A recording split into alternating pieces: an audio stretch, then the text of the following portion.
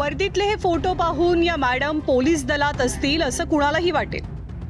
मात्र म्हणतात ना, दिसतं तसं नसतं म्हणूनच जग फसतं.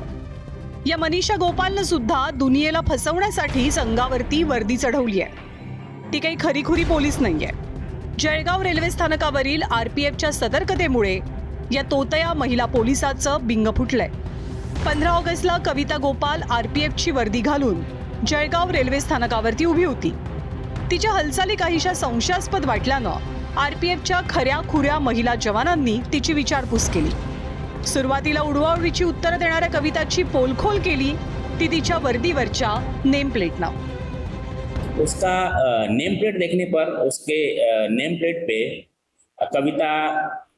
मनीषा कविता युवराज गोपाल लिखा हुआ था. वो आरपीएफ की वर्दी पहन के रखी थी. जैसा कि आरपीएफ की वर्दी में नेम प्लेट द्विभाषी होता है, हिंदी और इंग्लिश दोनों अक्षरों में लिखना अनिवार्य होता है, तो उसका सिर्फ हिंदी में लिखा हुआ था, तो थोड़ा सा संदेह गहरा हुआ नेम प्लेट को देख के. इसके बाद जब उसकी आईडी पूछी गई तो उसके पास उसका आईडी न होना बताया गया. नाशिकच्या आरपीएफ युनिटमध्ये कार्यरत असल्याची थाप कवितानं मारलेली. जळगाव आरपीएफनं लागलीच नाशिकच्या आरपीएफला संपर्क साधला. त्यामुळे कविताचा आरपीएफशी काही एक संबंध नसल्यावर शिक्कामोर्तब झालं.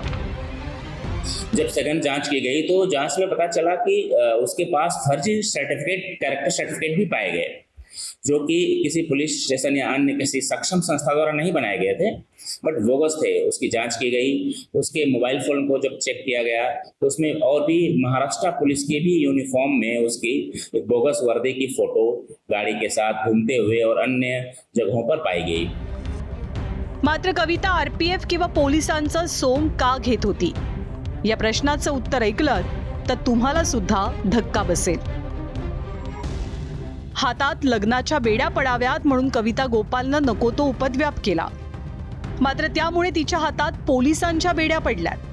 तिच्या विरोधात जळगाव लोहमार्ग पोलीस ठाण्यात गुन्हा दाखल झालाय.